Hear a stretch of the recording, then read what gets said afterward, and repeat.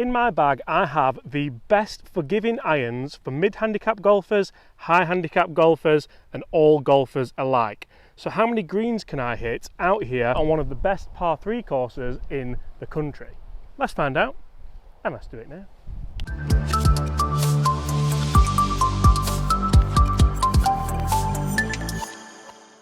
Hi everyone, my name's James Robinson and welcome to this YouTube channel, guys. That is right. Today I have the Tour Edge Exotics C722 irons, and I can't believe I've just got that right first time, guys. We're going to see exactly how many greens we can hit in regulation today. We are not flag hunting, we're not trying to make as many birdies as we can, just hit greens, see how many we can hit and see what that does to our score. So in the bag, you'll see that I do have a full set of the Tour Edge Exotics C722 irons. Now these things are ultra forgiving, they are very, very strong, and I even have Ventus shafts in there. This should be quite an interesting experiment. So guys, we are taking this ultra seriously, so much so I even have a rangefinder in the bag to make sure we know exactly how far we are hitting or need to hit the golf ball. First hole, 165 yards, playing 167 yards, and with these clubs I think we can go 8 iron fully. That should be middle of the green. Sit. We'll take that all. So guys, you see my logic here is if we use the most forgiving irons possible, the irons that should in essence should give us the best score possible, we don't think about the flag, we just think about the elements and the yardage. Is that going to generally give us a better score? Guys, get in the comments below. First of all, how many greens in reg do you think we're going to hit? And also, is that going to correlate to a better score? Let me know in the comments.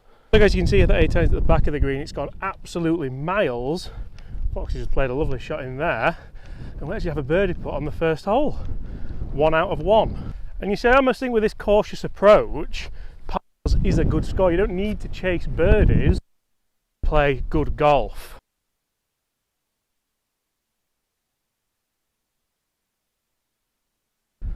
We'll take that. We'll take that. Par. Yeah. So that is an opening part, and the one thing that I need to think about here is the wind. How versatile are these clubs? Can I play the shot I want to play and keep it low? In the past I've played with these clubs and I feel like I probably can. 100% so far. 143. 9 iron I think. We're still going to try and play it a little bit lower. Flags on the left. I'm trying not to think about the flags, but it's hard when the wind's off the right and the flag's on the left. It's such an appealing shot just to go for it anyway. The wind's taking it again. Sit. Oh, horrible bounce. So wind certainly caught me out there. Just didn't start it far enough right. That wasn't a very good shot. That is a missed green, and this isn't going to be easy up and down. The game plan so far isn't working. You know what though, we're going to stick to the game plan, keep it low and bump it in with a little 9 iron. Try and hit the green with it this time.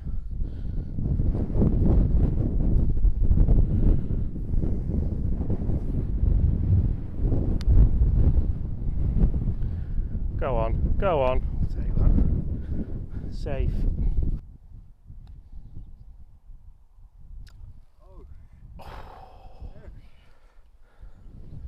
Bogey.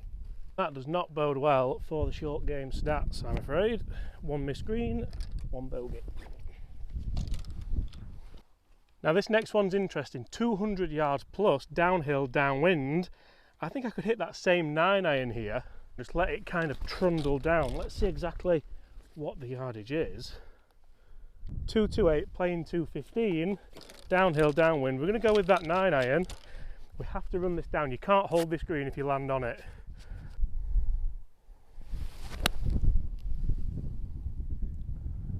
Just need a good kick.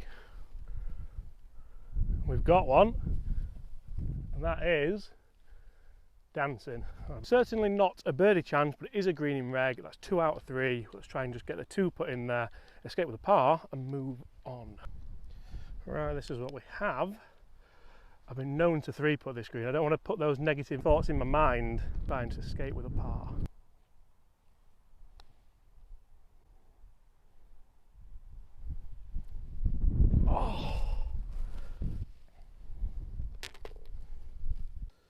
Okay, fourth hole, it says 155. Again, flags in the middle and at the back, so quite an easy, if we can say that. Quite an easy approach, if we can say that. 158, playing 161. I think we're going to go 8-10 again. Stay there. Sit. Now, one thing I'm struggling with today is keeping the ball down. So it's a very, very windy day, abnormally windy actually, and the ball, these clubs are designed to get the ball airborne quick and easy. That's exactly what they're doing, but then the wind is kind of knocking them away a little bit. So I'd be interested to do this test on a still day and see how much difference it makes, but I think I'd be better off so far with my irons and just have that element of control. So only just, but we'll take it. You can see the pitch mark there as well. Oh, wrong way. So it has stopped quite quickly into that wind. And again, it's not really a birdie chance. In fact, it's not almost a par chance. This is one of the hardest putts on the course.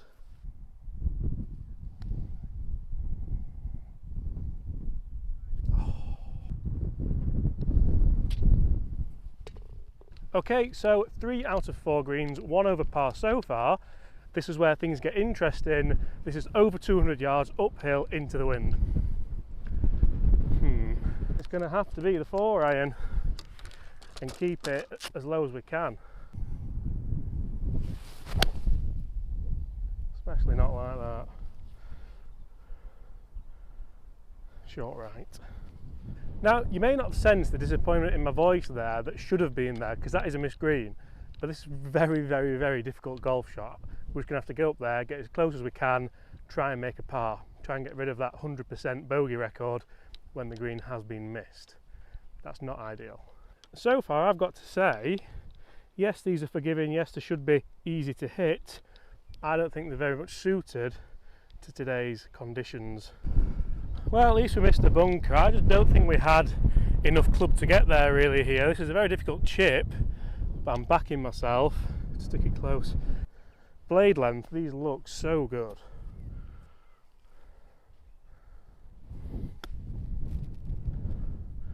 Go on, go on. Oh, that's absolutely died. Oh. I'm here talking about greens in reg, that's only just a green in 2, and this isn't an easy putt.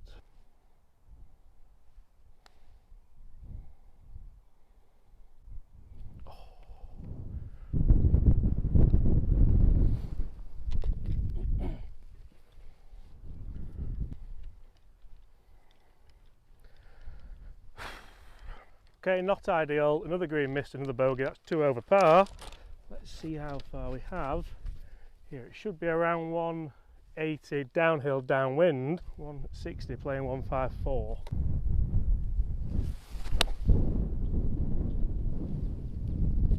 Take the bounce. Sit. Chance, finally. Still going. Even a good shot like that today is punished. It's on the green. That's certainly not a birdie opportunity. Whoa, whoa!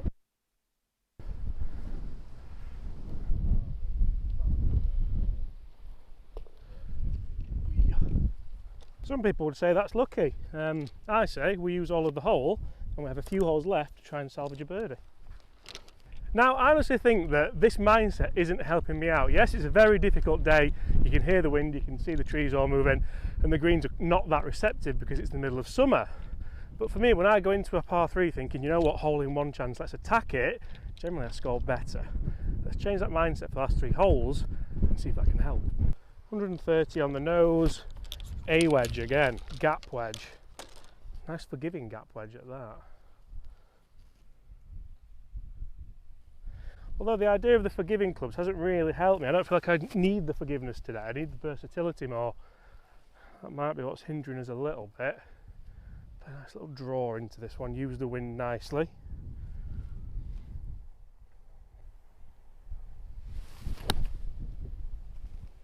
Come on, be good. Work. Sit. That's better. That was just a better golf swing, better balance, better strike, better everything, and you can see the difference that makes. That's a birdie chance. Let's roll her in and move on. 17 and 18 are quite difficult actually, or 8 and 9 should I say. Don't go anywhere, guys. How many greens are we going to hit? Get in the comments. We've missed 2, is it already? 7 won't be bad. That's actually even better shot than it looks because it's on top of the little ledge, which means that should be a fairly straight putt.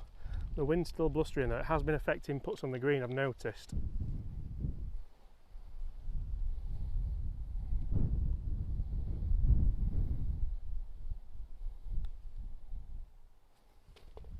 Get in. Well, it's amazing what happens with a bit of the mindset shift and actually playing golf shots rather than being negative and just trying to hit greens. Yes, I know it's playing difficult today, but you've still got to play golf shots. You've still got to use your strengths. And I've sort of learned quite a lot on this video, and I hope you guys have as well. If you don't need to necessarily worry about hitting bad shots, play to your strengths and actually try and play some good shots. 2 left, 1 over par. Let's see what we can do. Right, 188, playing 185, wind strong into off left, 6 iron, play it left of the green, not even left hand side of the green, and watch that wind bring it back. There's a massive bank long of this, so we can go a couple of yards long. This should be difficult but playable. Play the shot.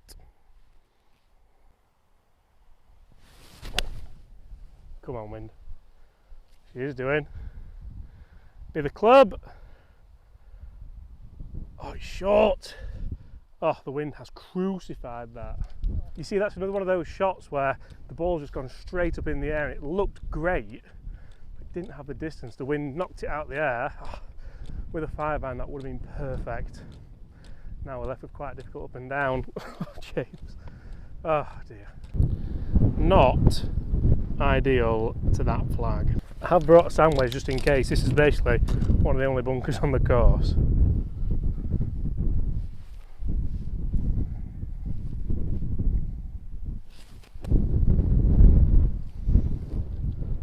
That's exceptional if I do say so myself.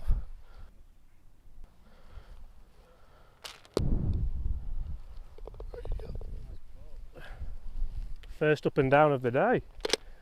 Right, birdie and you're a hero. Bogey, not so much. Right, 210 yards, playing 202, and I am in between clubs. I think a good 4-iron's too much, but if the 4-iron does what it did on the last with the 6-iron and balloons up in the air, then it's not enough. We're going to attack this. A birdie gets us back to level par, and there is a ditch short of the green, which you probably do need to bear in mind of. Come on.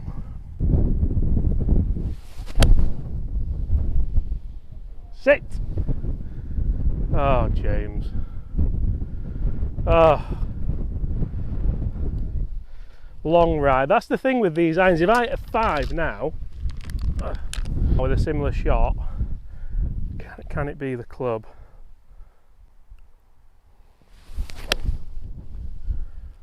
Come on, hit it, wind. Bouncing, and that's phenomenal. It's a green. That was the shot. Just couldn't trust the club. So that is 6 greens hit out of 9. Not great, but not terrible. 1 over par as we stand. A difficult up and down. A second 5-iron was really good. I don't know if I can trust the clubs to be that consistent in these conditions. So the first shot is down there on the right hand side. The second shot, you can see there, just left hand side of the green. How has the experiment worked? Personally, I think I've done better here with my own clubs, even though they're not quite as forgiving and they don't go as far. Generally because I do know how far they're going to go, but also because I know how they're going to react in the wind. These have been so difficult to gauge in the wind, I'll say, that it's just very difficult. I think on a flat, calm day, you could tear a course apart with these because they are just that little bit more forgiving. They go a little bit straighter and whatnot and whatnot. Now let's get our game head on and try and get up and down to 1 over par. Is not bad today at all.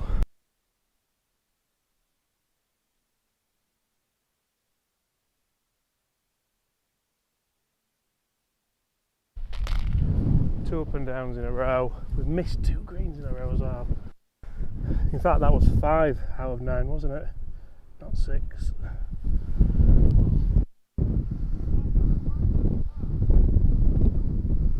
But that's 1 over par, guys, 2 birdies, 1 bogey and the rest pars, using potentially the most forgiving, most powerful golf clubs you can buy. Guys, let us know what you think. Did you guess 1 over par?